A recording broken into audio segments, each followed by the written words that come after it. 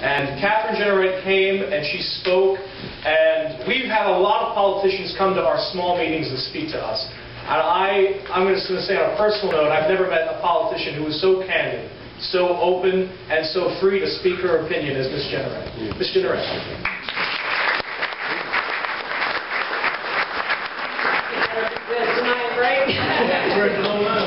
I am Catherine Generette. I'm from here in Horry County, North Myrtle Beach.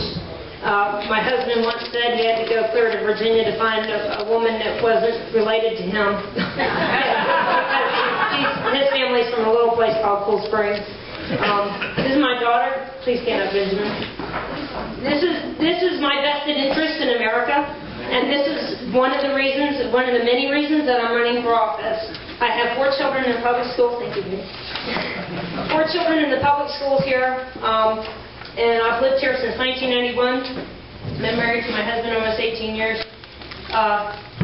Went to Coastal Carolina University on a track and field scholarship, cross-country scholarship, and continued on and got my master's degree while having 3 children. So I know what work is. I know how hard people do work.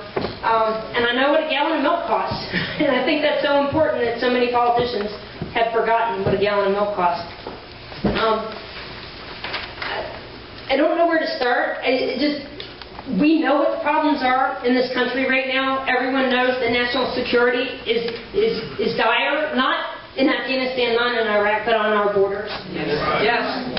We are the United States of America. If we can send drones into miles and miles away and kill people with drones, why can't we build a fence? Yes. Why can't we build barriers in the south border and the north border? Why can't we send people home who've overstayed their visas? That's right. Yeah. We can do that. We're America. We have the ability to do that. So national security is foremost in my mind, especially when it comes to here in the United States. What happened at Fort Hood, Texas, should have never, ever happened. Ever. We've taken guns away from our soldiers on military bases. We can't even trust our soldiers with guns. I go to Fort Bragg 5 days a week. I try to get home on the weekends to see my kids. Sometimes I'm out in the field at Camp McCall. Maybe y'all know some people know where that is. And I spend time training soldiers. And they're the most trustworthy people in America, I think, to let them go ahead and have their Second Amendment right. The other thing I guess people have been touching on is the Constitution. As a congressman, one of the first of many bills that I want to introduce is to repeal the 16th and 17th Amendments.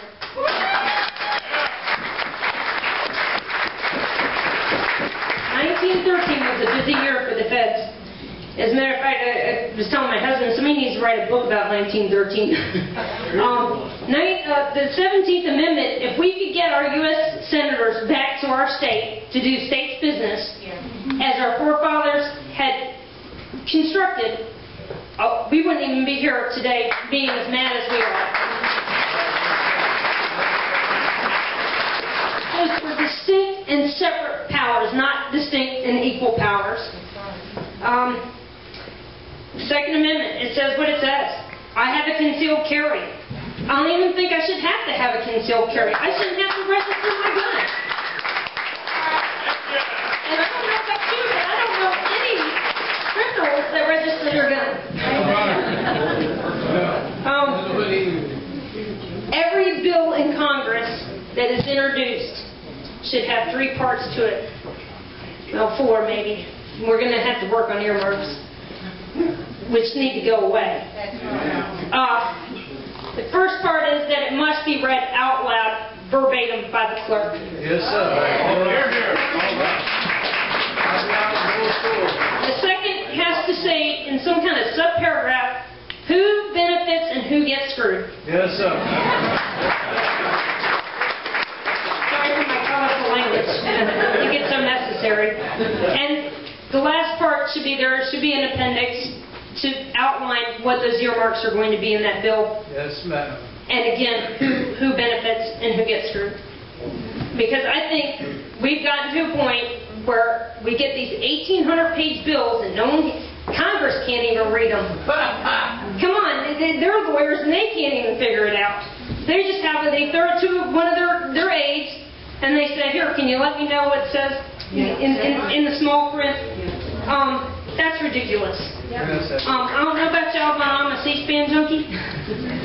And if I get on C-SPAN, look it. They're going to have to record it because there's a few F-bombs that need to be said.